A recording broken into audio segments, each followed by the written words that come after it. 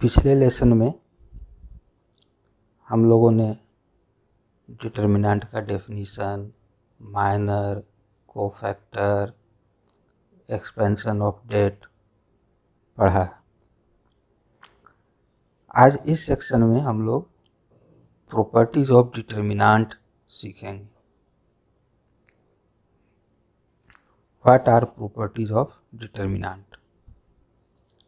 The first one, if rows and columns of a date are interchanged, value of date remains same। इस fact को हम लोग इस notation से denote करते हैं, R2 column column to R। Example देखें, ये एक डेट है 2 ऑर्डर का, इसका वैल्यू -2 है। अब इसमें हमने अप्लाई किया रोज एंड कॉलम्स आर इंटरचेंज्ड। तो देखिए, जो फर्स्ट रो है 1 2, वो फर्स्ट कॉलम हो गया 1 2, और जो सेकेंड रो था 3 4,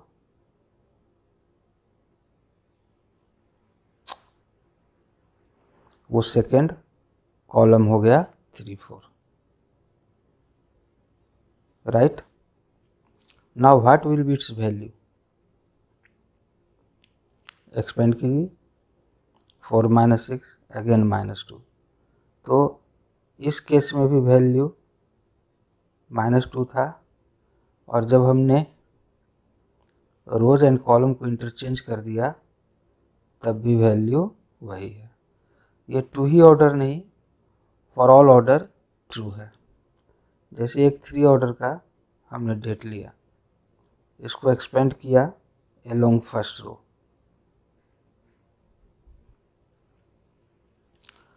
और ये एक्सपेंशन हम लोग पिछले सेक्शन में देख चुके हैं, आपको पता है। इसका वैल्यू आया 1। अब हम इसमें रोज एंड कॉलम को इंटरचेंज करते हैं। जो फर्स्ट रो है 102, वो फर्स्ट कॉलम हो गया। सेकेंड रो 2 - 1 3 सेकेंड कॉलम हो गया, and third row third column हो गया 1 2 3। अब हम इसको एक्सपेंड कर रहे हैं। एक्सपेंशन का रूल आप जानते हैं। हमने फर्स्ट रो के लॉन्ग एक्सपेंड किया, और फिर देखिए वैल्यू क्या आ रहा है, सेम आ रहा है 1। सो कोई भी डिटर्मिनेंट है ऑफ एनी ऑर्डर, हम यदि रोज एंड कॉलम्स को आपस में इंटरचेंज कर दें, rows are converted into column equivalently, columns are converted into rows, then value of date remains same। Second property, interchange of any two rows or columns, rows to rows और column to column। ऐसा हम नहीं बोल रहे हैं रोज two column, column two rows, ऐसा नहीं बोल रहे हैं। किसी दो रोज को आपस में इंटरचेंज करेंगे, ये सिंबल है ith row is interchange with jth column, या किसी दो कॉलम को आपस में इंटरचेंज करेंगे, ith column is interchanged with jth column, then numerical value of the det remains same but its sign will be reversed. ये 2 order का है, इसका वैल्यू देखो -2 है। अब इसमें हम R1 एंड R2 को इंटरचेंज किया, क्या होता है देखो, फर्स्ट रो था 1 2, वो आ गया सेकेंड रो में 1 2, एंड सेकेंड रो था 3 4, वो आ गया first row 3 4। Now find its value, तो 6 - 4 2। तो क्या हम देख रहे हैं, यहाँ वैल्यू था -2 और अब वैल्यू है 2। न्यूमेरिकल वैल्यू 2 ही रहा, लेकिन साइन नेगेटिव से पॉजिटिव हो गया। सो whenever any two rows or any two columns are interchanged, numerical value of the date remains same but इस साइन विल बी रिवर्स्ड। ये 3 ऑर्डर का है। हमने R3 के अलोंग एक्सपेंड किया, ये देखते हुए कि यहाँ 0 है तो एक टर्म हमें कम कैलकुलेट करना पड़ेगा। इसका वैल्यू कितना आया, 6 आया। आप एक्सपेंशन जानते हैं, करके देखिए 6 आएगा और यहाँ पे पूरा किया हुआ है। अब हमने अप्लाई किया, C1 एंड C3 को इंटरचेंज कर दिया। Column 1 is interchange with column 3। ये देखो कॉलम 1 में जो है वो 3 में ले लिए और जो कॉलम 3 में था वो 1 में ले लिए। अब इसका वैल्यू कैलकुलेट कीजिए, आप रूल जानते हैं। अगेन हमने इसको थर्ड रो के ये लॉन्ग एक्सपेंड किया है। वैसे आप किसी भी रो या किसी भी कॉलम के लॉन्ग एक्सपेंड कीजिए, वैल्यू ऑफ डेट पर कोई इफेक्ट नहीं पड़ता। इसका वैल्यू क्या आया, -6। तो न्यूमेरिकल वैल्यू 6 ही रहा, लेकिन पहले पॉजिटिव था अब नेगेटिव हो गया। तो एक बार फिर मैं स्ट्रेस दे दें, किसी भी डेट में किसी भी ऑर्डर का किसी भी 2 रोज को आपस में इंटरचेंज करेंगे तो साइन रिवर्स हो जाएगा, वैल्यू रिमेन सेम। या किसी भी 2 कॉलम को आप इंटरचेंज करेंगे, न्यूमेरिकल वैल्यू सेम रहेगा लेकिन साइन रिवर्स हो जाएगा। इफ एनी 2 रोज और column of a det are identical और proportional, det will vanish. Vanish का मतलब है वैल्यू विल बिकम 0। कोई भी 2 रो यानी 2 रोज आइडेंटिकल हो, सेम हो या प्रोपोर्शनल हो, रेशियो उनका सेम हो, या कॉलम, जो रूल रोज के लिए सही है वो सारे रूल कॉलम के लिए सही है। एग्जांपल लेंगे, अब देखो यहाँ ऑब्जर्व करो, first row and second row identical है तो इस डेट का वैल्यू 0 होगा, आप निकाल के देख सकते हैं। मान लीजिए आपने एक्सपेंड किया अलोंग थर्ड रो, तो 4 टाइम्स क्या आएगा, ये कॉलम छूटा ये रो छूटा, तो क्या बचेगा 6 - 6। फिर जब 5 का साथ लेंगे तो ये रो छूटेगा ये कॉलम छूटेगा, फिर क्या आएगा 1 × 3 - 1 × 3 0। और 6 के साथ लेंगे तो ये रो छूटेगा और ये कॉलम छूटेगा, फिर क्या बचा 1 × 2 - 1 × 2 0। तो ये हमको बहुत स्ट्रॉन्ग प्रॉपर्टी है, कोई भी 2 रोज आइडेंटिकल हैं वैल्यू 0 होगा।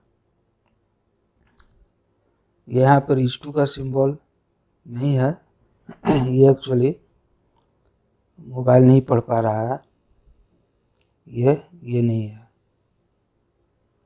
ये होता है ऐसा,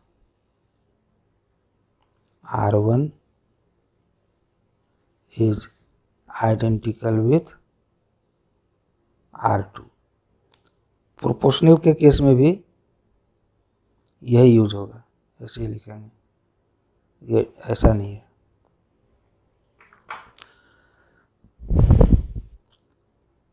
नेक्स्ट एग्जाम्पल ऑब्जर्व कीजिए,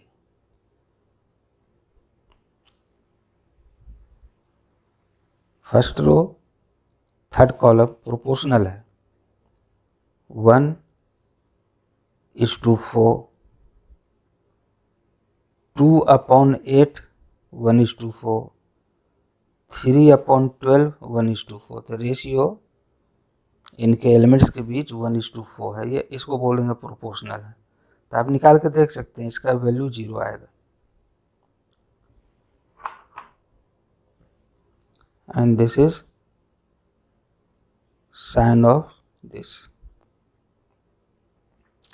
नेक्स्ट ऑब्जर्व कीजिए, इजली दिख रहा है कि C1 एंड C2 प्रोपोर्शनल है। यहाँ रेशियो 1:10, यहाँ भी रेशियो 3:30 मतलब 1:10, और यहाँ भी 4/41:10। तो इसका वैल्यू 0 होगा। और सिंबल यहाँ पर ये नहीं है, ये है। इसमें एक और चीज़ देखिए, उस जानने लायक है।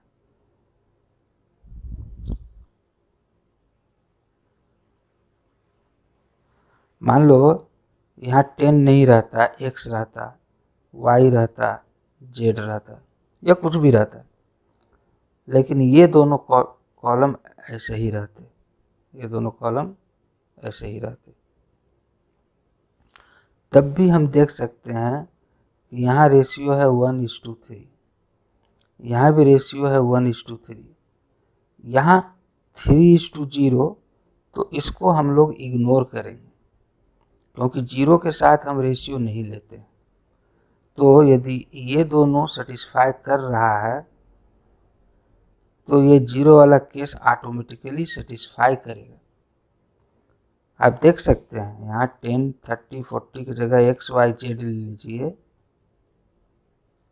और ये 1, 3, 4, 3, 0, 12 कैलकुलेट कीजिए without applying any property, value 0 आएगा। नेक्स्ट प्रॉपर्टी बहुत बहुत इंपॉर्टेंट प्रॉपर्टी है। If a det is multiplied by some constant k, then each element of any one row or column will be multiplied by that constant k. In simple way, यदि किसी determinant को हम किसी constant से multiply करते हैं तो उस डिटर्मिनेंट का कोई एक रो या किसी एक कॉलम, आपके चॉइस पर जिसको चाहें, कि ईच एलिमेंट को उस कांस्टेंट से मल्टीप्लाई कर देंगे। जैसे ए यहाँ पर है, अब 2a, हमने ए को 2 से मल्टीप्लाई किया यानी 2 इंटू दिस। अब इस 2 से आप फर्स्ट रो को, सेकेंड रो को या थर्ड रो को या फर्स्ट कॉलम को या सेकेंड कॉलम को या थर्ड कॉलम को, जिसको चाहें किसी एक को मल्टीप्लाई कर दें। हाँ, each element will be multiplied. कोई ऐसा ले सकता है, कोई ऐसा भी ले सकते हैं। आप सबका वैल्यू सेपरेटली निकाल कर चेक कर सकते हैं, सेम आएगा।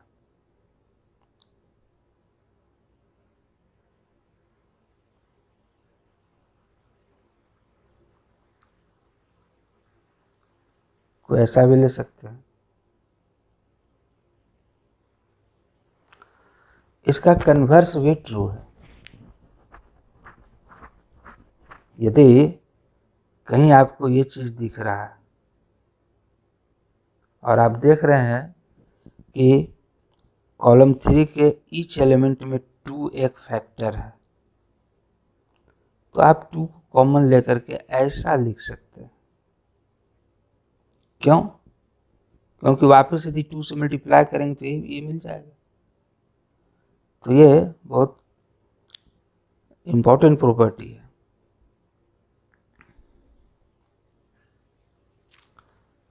देखिए एग्जाम्पल, अब ये डेट हम देख रहे हैं, इस डेट में फर्स्ट रो 10, 20, 40 है।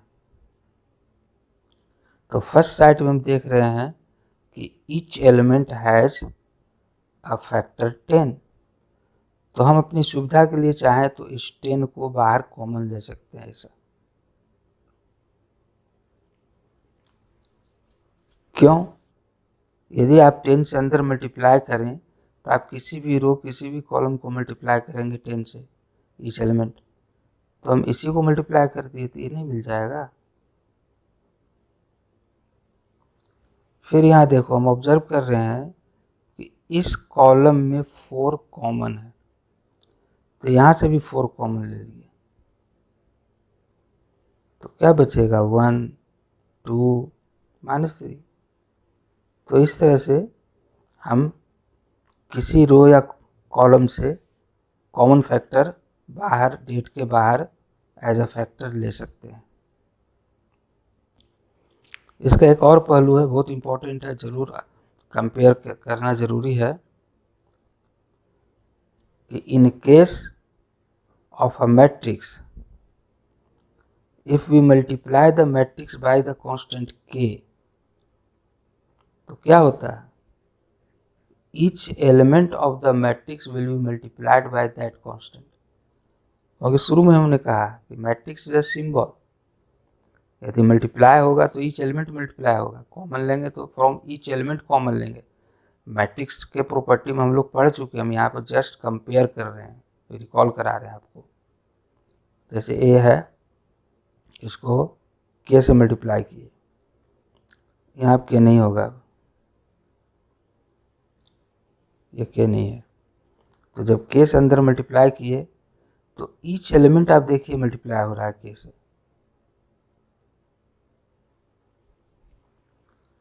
अब मान लो हम यहाँ इसको इस मैट्रिक्स को ऑब्जर्व कर रहे हैं, तो हम देख रहे हैं कि 10 यहाँ भी है, यहाँ भी, सभी जगह 10 कॉमन है। तो इसको हम क्रिएट कर सकते हैं, 10 सोच सकते हैं 50/10,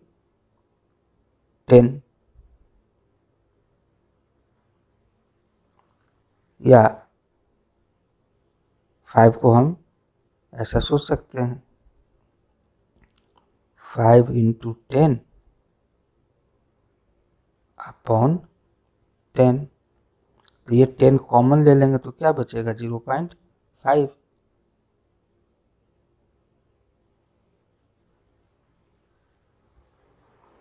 तो कॉमन ले लीजिए,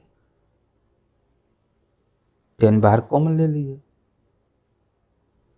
तो मैट्रिक्स और डेट में एक पार्टिकुलर डिफरेंस है जिसको आपको ठीक से समझना है और भूलना नहीं है, गलती नहीं करना है।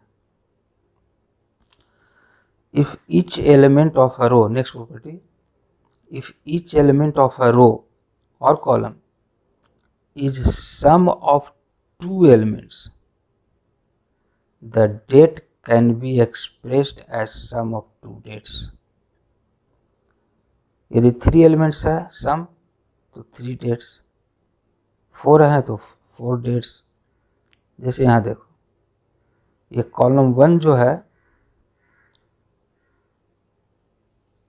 सम ऑफ 2 एलिमेंट्स है, तो हम इसको 2 डेट्स में एक्सप्रेस कर सकते हैं इन टर्म्स ऑफ सम। कैसे, देखिए, ये फर्स्ट रो फर्स्ट कॉलम यहाँ लिए, इसका सेकेंड कॉलम सम वाले का यहाँ लिए, और ये बाकी जो कॉलम है वो एज इट इज रहा है, यहाँ भी और यहाँ भी। इसी तरह से यदि 3 का सम रहता तो 3 में हम एक्सप्रेस कर सकते थे।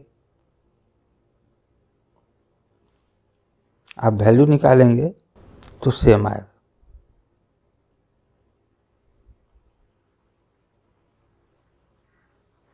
हमने इसका वैल्यू निकाला, एक्सपेंड करना आप जानते हैं, ये आया। हमने इसका वैल्यू निकाला,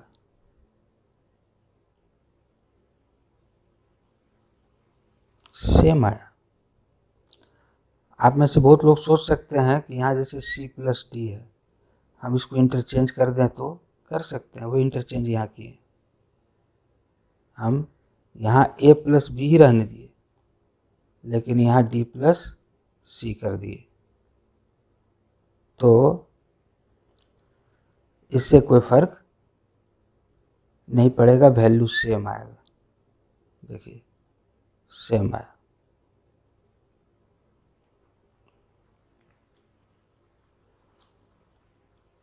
नाउ नेक्स्ट प्रॉपर्टी,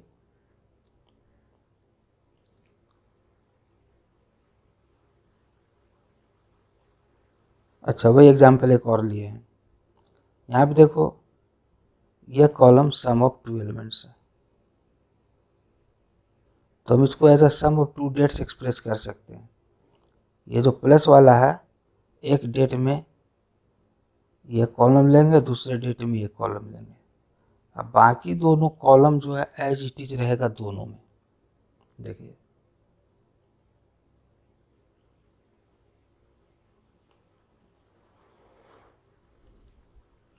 इसमें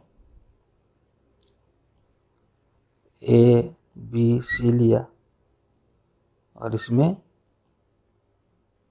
1 2 3 लिया। आप वैल्यू निकाल कर देखिए, सेम आएंगे। यहाँ डायरेक्ट आप एक्सपेंड कीजिए और यहाँ इन दोनों को एक्सपेंड करके सम लीजिए, वैल्यू सेम आएगा। या आप अपने ओन इंटरेस्ट से करके चेक कर सकते हैं। फिर जैसा पिछले केस में कहे कि कोई इसको इंटरचेंज कर दे या इसको इंटरचेंज कर दे, क्या कोई फ़र्क पड़ेगा? कोई फ़र्क नहीं पड़ेगा। यहाँ देखो हमने इंटरचेंज कर दिया, बी की जगह 2 ले लिया और 2 की जगह बी ले लिया। यहाँ भी इंटरचेंज कर दिया, c+3 को हमने 3+c ले लिया। आप इस केस में वैल्यू निकाल के देखिए, सेम आएगा। यह एक आप लोग के लिए होमवर्क है, आप इसको करेंगे इसी प्रॉपर्टी से। पहले आप इसको एक्सपेंड कीजिए, फिर जो आएगा उसमें इसको एक्सपेंड कीजिए, फिर जो आएगा उस सब में इसको एक्सपेंड कीजिए। टोटल 8 डिटर्मिनेंट वहाँ पर बनेंगे और आप देखेंगे ऐसा करके एक बड़ा ही अच्छा रिजल्ट आएगा, जो हम अपने आगे के प्रॉब्लम सेक्शन में डिस्कस करेंगे। इसलिए आप अपने ओन इंटरेस्ट से इसको खेलना है, खेलिए, खेल के देखिए। Next property, most important property. If some constant multiple of elements of any row or column is added or subtracted to the corresponding elements of any other row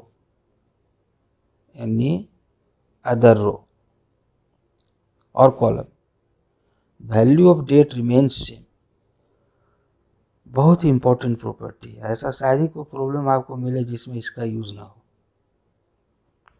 इस प्रॉपर्टी को लिखने का तरीका ध्यान रखेंगे। देखो इसका क्या मतलब है, jth row is changed into this much. क्या चीज में? jth रो में हम ऐड कर रहे हैं k टाइम्स ऑफ ith रो। ये बहुत इंपॉर्टेंट ध्यान देना कि यहाँ पर जो है वो यहाँ दिखेगा। जैसे आपने लिखा R2 is change to R2 plus 2 times R3, तो जो यहाँ है वो यहाँ दिखेगा। यदि ऐसा नहीं है तो आप गलत प्रॉपर्टी यूज कर रहे हैं। First point.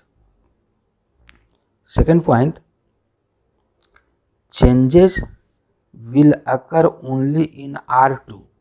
हम यहाँ क्या लिख रहे हैं? R2 is changed into this much, so changes will occur in R2 only. इसमें कोई चेंजेस नहीं आ रहा, हम इसके 2 टाइम्स को इसमें ऐड कर रहे हैं। कौन बदल रहा है? R2 बदल रहा है। R3 will remain same. And similarly column के लिए, तो जो यहाँ है वो यहाँ दिखेगा। And changes will occur in Cj, Ci में कोई चेंजेस नहीं हो रहा। अब एक दो क्वेश्चन देखेंगे। जैसे ये एक डेट है, अब इसमें हम कुछ कारणों से ऐसा अप्लाई कर रहे हैं, R2 is changed into R2 plus 2 times R1। R1 का ट्वाइस R2 में ऐड कर रहे हैं। ये R1, ये R1, इसके एलिमेंट्स के ट्वाइस को यहाँ ऐड कर रहे हैं। तो 1 इंटू 2, जब यहाँ ऐड करेंगे तो क्या हो जाएगा? 0। फिर 2 इंटू 2 टाइम्स ले रहे हैं 4 और यहाँ ऐड कर रहे हैं, तो -4 + 4 0। 2 टाइम्स 3 को यहाँ ऐड कर रहे हैं, तो 6 + 3 9। तो ये आया A विल बिकम 0 0 9। आप ऑब्जर्व कीजिए, first row as it is रहा, इसमें कोई चेंजेस नहीं है। Third row as it is रहा, इसमें कोई चेंजेस नहीं है। the only changes will occur in R2. R2 will become this much.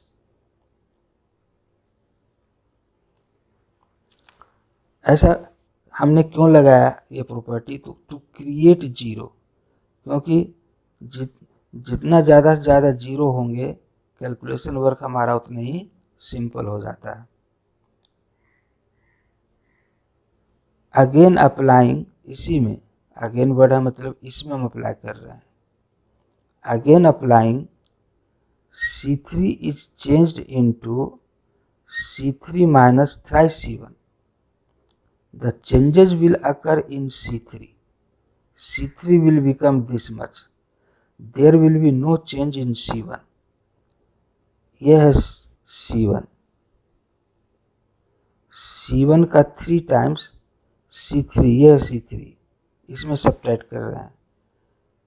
इसका 3 टाइम्स इसमें सब्ट्रैक्ट कर रहे हैं, तो 3 माइनस 3 जीरो हो जाएगा। 9 माइनस थ्राइस ऑफ 0 9 ही रह जाएगा, and 9 minus thrice of 3 zero हो जाएगा। तो क्या हमें मिला? देखिए, thrice minus thrice 0, 9 minus 0 0 into 3 0 9, and 9 minus thrice into 3 0। तो एक्चुअली इस प्रॉपर्टी को हम दो उद्देश्य से यूज करते हैं, एक तो टू क्रिएट जीरो और दूसरा to get some particular factor for which one is interested.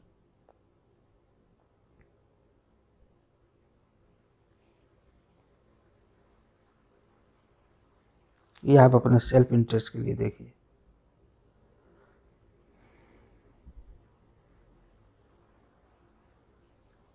क्योंकि ये प्रॉपर्टी यदि आप सीख गए तो समझिए डेट का प्रॉब्लम 90% आप बना लेंगे, क्योंकि मैक्सिमम प्रॉब्लम में हम किसी फैक्टर को ऑब्टेन करना चाहते हैं जहाँ पर ये प्रॉपर्टी हेल्प करेगा, या जीरो क्रिएट करना चाहते हैं, जैसे यहाँ देखिए जीरो क्रिएट किए, तब भी ये प्रॉपर्टी आपको हेल्प करेगा। So this is most important property.